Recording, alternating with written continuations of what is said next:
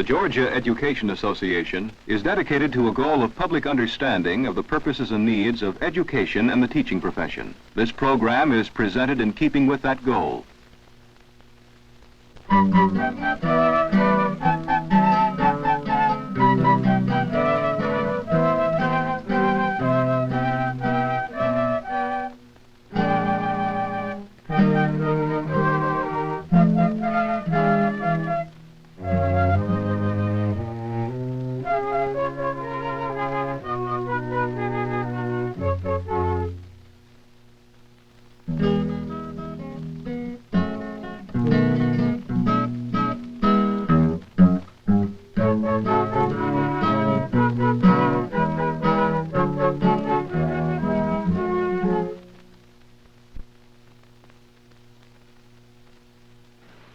This program brings together the questions that parents most often ask about their schools and some of the people who can help to answer those questions. Parents and teachers and all other citizens want our schools to be the very best possible. In the pursuit of these best of all possible schools, many questions and problems arise. Your teachers, your principals, your local school officials will always be glad to discuss these questions with you. The opinions you will hear are not those of any particular school system or university, nor are they those of the National Education Association in every respect. They are opinions which are worthy of your consideration because of the long experience and extended study that those who will answer the questions will bring to the problem at hand. In the program today, we will hear answers to questions about school guidance, about school athletics and physical education, about that mysterious force in all of us called motivation, about research in education, which tends to bring it up to date. You should find the answers to these questions of interest, whether your youngster is a little innocent first grader or a great big sophisticated high school senior. Even in the largest and most complex educational system, it is the individual teacher who works with the individual child. It is vital, therefore, that this working relationship shall be close and strong and friendly. Is it possible for a teacher and a student to clash for any number of reasons to the point where the unfavorable attitude of the child to the teacher makes it impossible for him to learn? Mrs. Daisy HORNE is a teacher at the Daniel P. Morgan School in Cleveland, Ohio. I think it's possible for a pupil and teacher to clash, perhaps to the extent that the child would not work up to his ability. But I think that it would happen very rarely.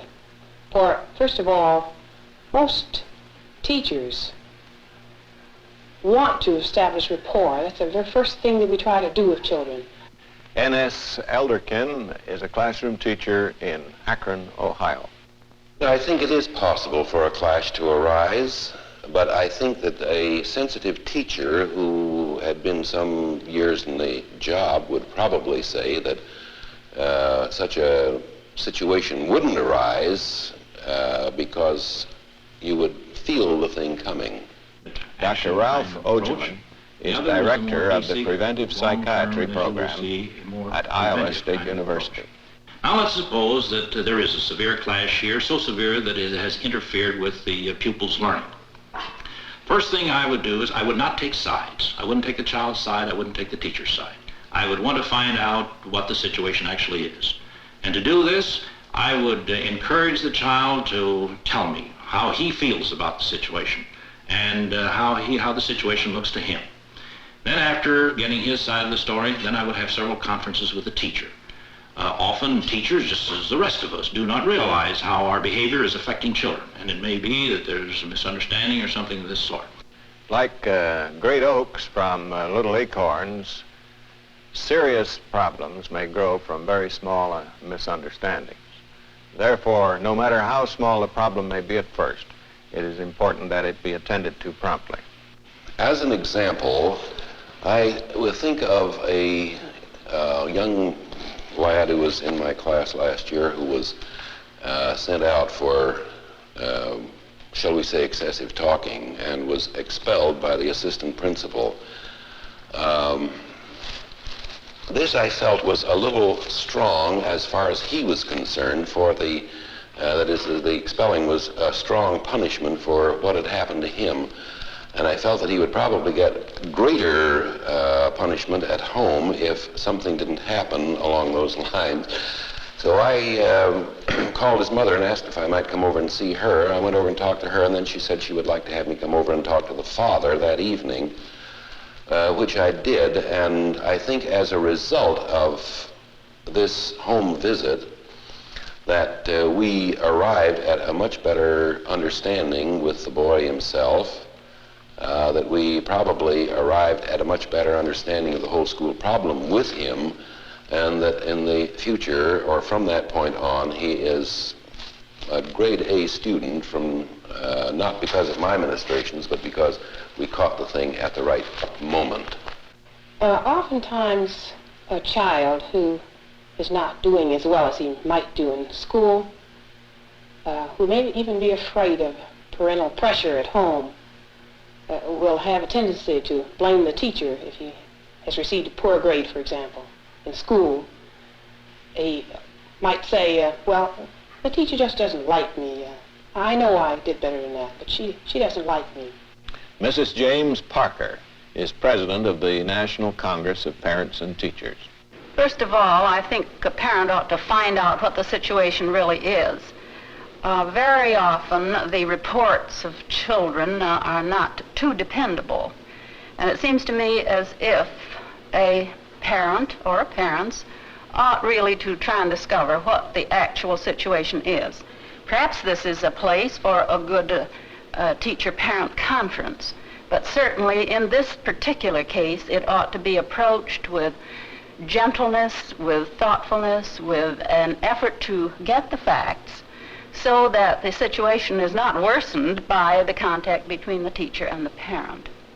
Now, if all of these things failed, then I would suggest a change to another school or to another class. Now, perhaps you might ask, why didn't you suggest this change right away? Why go through all these other steps that you mentioned? Well, the reason is this. Clashes of this sort have causes.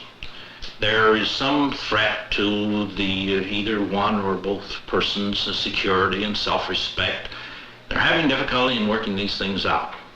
And this is a basic problem in human relations. And as we all know, this is one of the important problems that man faces at the present time. Now, we could run away from the problem. This is, I think, in a sense, what we would be doing if we would give up right away and make a change. On the other hand, we can try to understand what the problem is and then put our heads to work to see how this thing can be worked out. For ultimately, these problems have to be worked out in such a way that each person can continue to grow in security and self-respect. Answers to the question of dealing with a student-teacher clash vary considerably. But there is one point upon which nearly all people will agree. Teachers must care deeply about the individual pupil.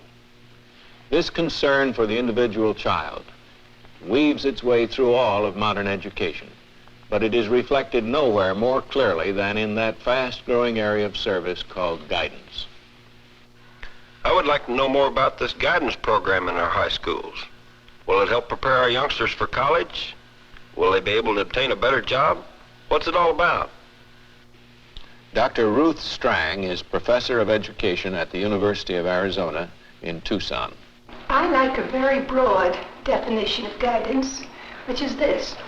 It is a process of helping every individual, not just problem cases, to discover and develop their potentialities. There's a good deal of misunderstanding about guidance.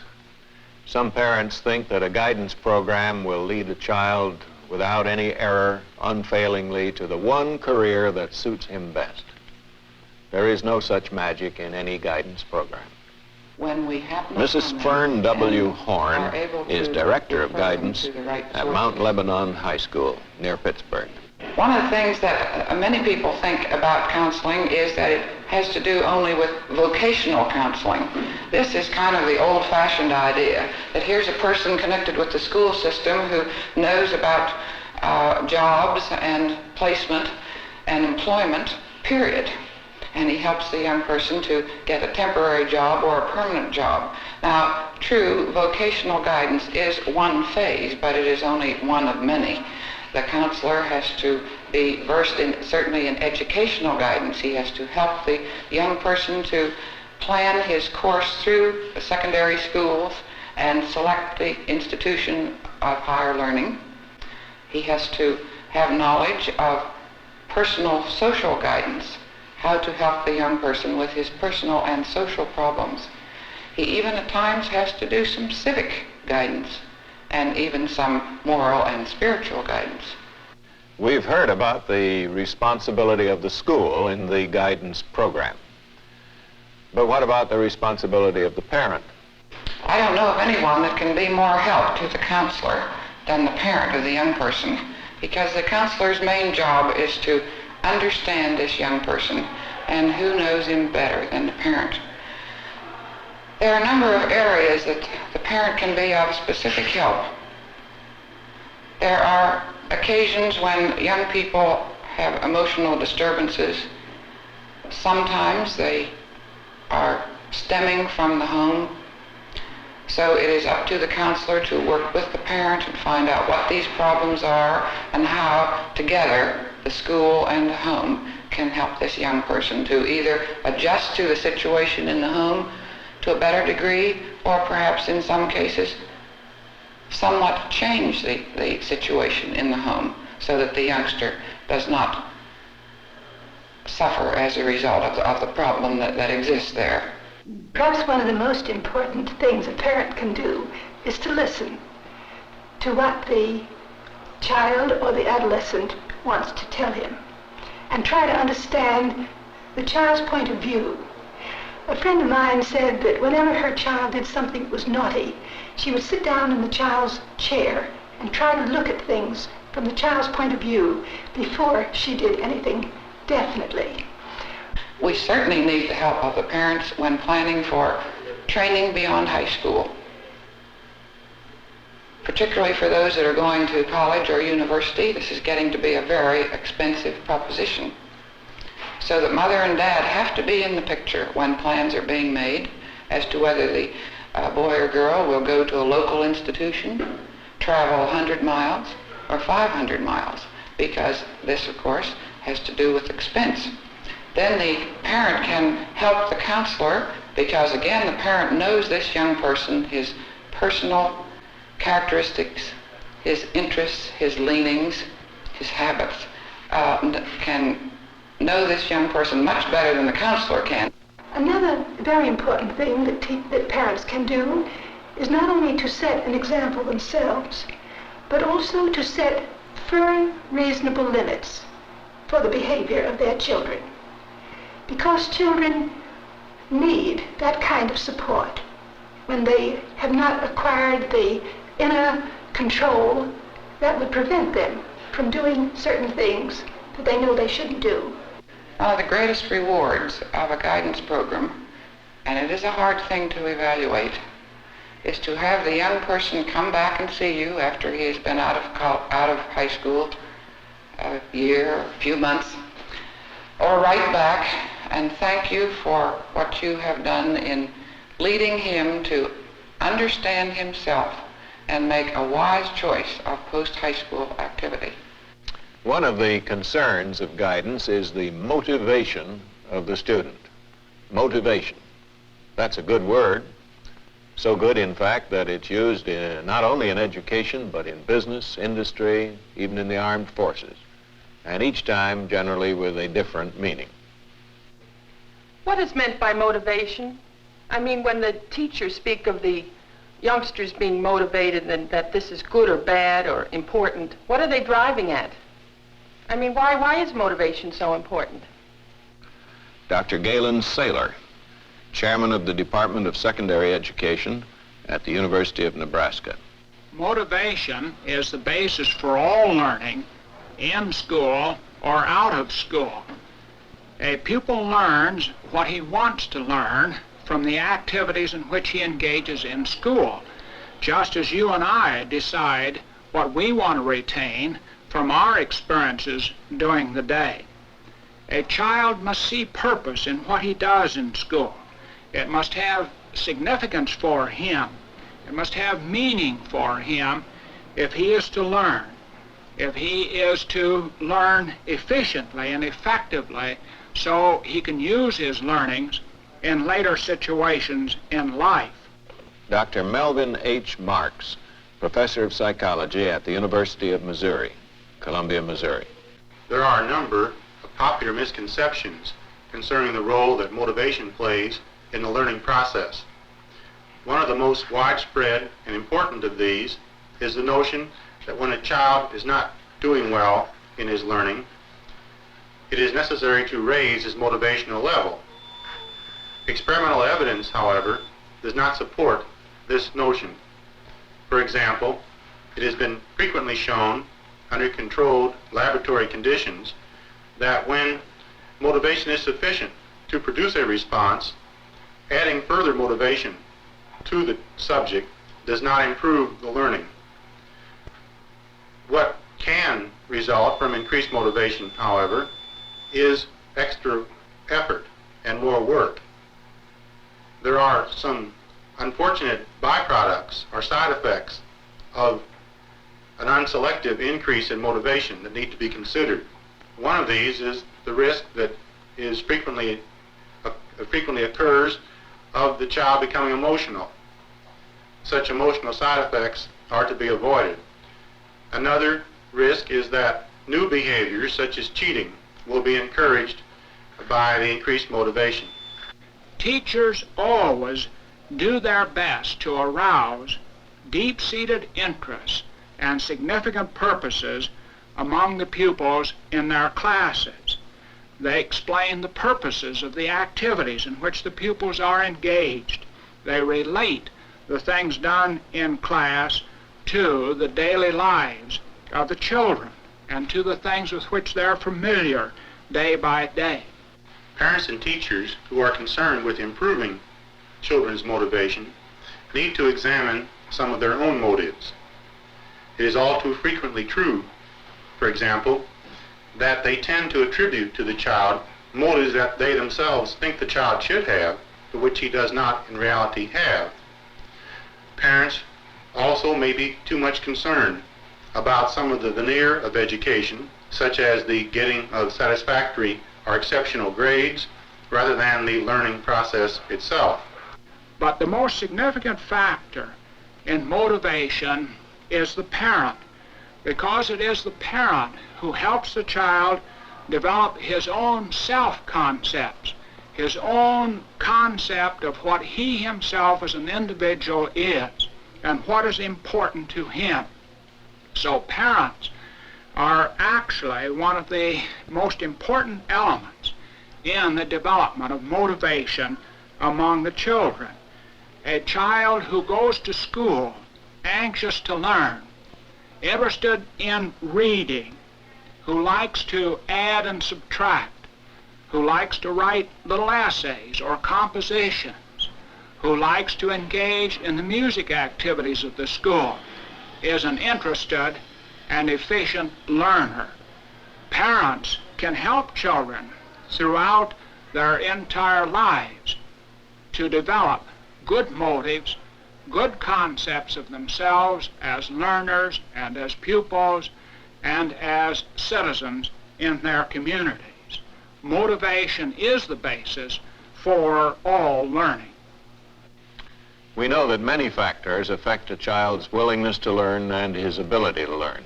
Among them, surely health is one of the most important, and practically all schools have a program of physical education. I have a son, Wayne, a junior in high school, very interested in football. This year he went out for the varsity. Although he worked hard and long, he didn't make the squad. After he was cut from the squad, there was very little opportunity at the school for him to play football. In fact, there were very few intramural sports that he could engage in. I'm wondering if we are putting too much emphasis on our varsity sports in high school and forgetting about the intramural sports. if we are making too much of our time and resources available to the few students who are good enough to make the varsity at the expense of the many who, though interested, are not quite up to that level. All right. Should we reduce the emphasis on interscholastic athletics? Dr. John Jenny is Director of Physical Education in the Wilmington, Delaware schools. Well, I don't really know what people mean by less or more emphasis until I know the kind of program that they would have. I would say in this building where we are at the present moment, we have what some people might think is overemphasis on some athletic program, because some 4 years ago we had about a 4-team school. We now have 8 varsity teams. But this grows out of a fine program at the classroom level and a good intramural program, and as a result, this is not overemphasis. Ann Finlayson is Supervisor of Physical Education, Health and Safety Education for the Kalamazoo, Michigan Public Schools. In addition to the physical development of the individual, physical education has many other benefits or contributions. In the area of the social, you know how a youngster, be that youngster a small child, a high school, or even adult, wants to belong to a group. He wants to have the feeling of belonging. Well, physical education provides many opportunities for this. He is a member of a squad, or he is a member of a team. You've often heard the expression, my team or my gang. There's a great need for youngsters to have this sense of belonging. Now, this is the way I would look at any program of interscholastic athletics. We believe that this is the type of thing that should grow out of a fine program of sports skills being taught, of endurance and stamina and fitness being developed of all the youngsters in our schools, and then a program of intramurals where they can put these skills into effect and into practice, and then those who are the more gifted people growing out this program into interscholastics. Everyone who reads the newspapers or watches television knows that research is going on today in ever-widening fields of human endeavor. I've heard a lot about the research that's going on in business and science and industry and the defense programs. What's being done about research in the educational field? How can education be improved by research? Dr. Chester Harris is Professor of Education at the University of Wisconsin. Research plays a very important role in shaping the educational process today. I believe that research is increasing in education and in fields related to education. We recognize that education is an important human enterprise and that research of various kinds will affect the actual conduct of education at any time or place. Many people ask, how does educational research compare with business and scientific research? Dr. Virgil Herrick of the University of Wisconsin has some thoughts on that point. There's a large gap that exists between what is spent for research in business and what is spent for the improvement of education. 5 years ago, for example, there were more full-time people working on research and education in one testing company than in all the major universities of this country. But during the same interval, the budgets for research and education has improved 10, 15 to 100 times in most institutions. Dr. William Alexander is chairman of the Department of Education at George Peabody College in Nashville, Tennessee. Educational research has certainly never had the important place in education that research has had in business and in industry. For one reason, boards of education have generally not considered educational research as of great importance. They've been too busy operating the schools, particularly in this exploding population of today. Nevertheless, we have had for a long time educational research, and during the past 3 years, with massive governmental support, the scope and amount and quality of educational research has increased very greatly. The more research we have, the more new questions, new lines of inquiry are opened up. Consequently, it must be a continuing process. This is especially important in education because, as we know, with changes technological advance, alterations in our total culture, our relationships with other parts of the world, and so on, many changes in education must be considered. And these changes need to be evaluated carefully through research programs. Since there is research in education, it is appropriate to ask how the results are made useful in the actual work of the classroom. In other words, how does research help to keep teaching up to date? Dr. Hollis Moore is Dean of the College of Education at the University of Arizona. Oh, I wish I could answer that differently than I will have to. I'm afraid they're not really up to date. It's ironic that we have been criticized in professional education for too much attention on methods, and yet we've done entirely too little the last few years to use what we know about new techniques through technology and the like to improve our teaching methods. There are many attempts to cut down this gap that exists between well-tested knowledge and practice. Many universities, for example, are carrying on programs of school improvement, where they cooperate with many school systems in trying to bring improved knowledge and procedures to the educational programs of these cities and school systems. Many departments of public instruction are trying to carry on workshops, programs of improvement, efforts to study and to improve practices in the widely varying conditions that exist in the state. We are today in a movement in education which is experimental. We are attempting to find out what content ought to be taught in mathematics and science and other subjects.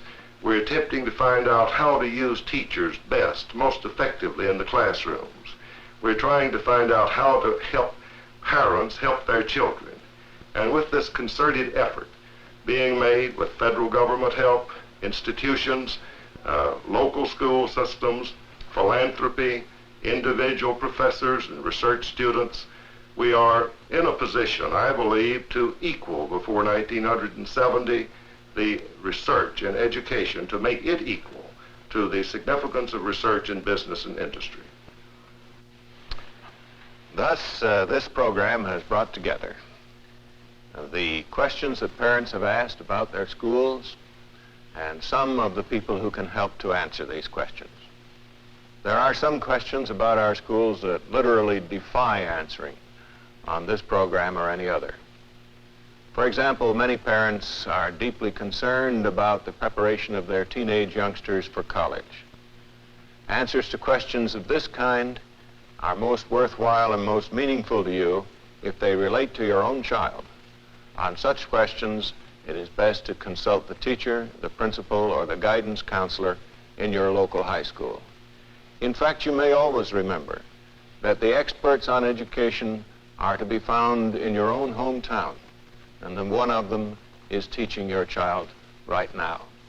So keep in touch with your schools, keep in touch with your teachers, take a lively and continuing interest in the daily education of your children. For an educated people is the bulwark of a free society, and informed and interested parents can help to improve the schools of our country.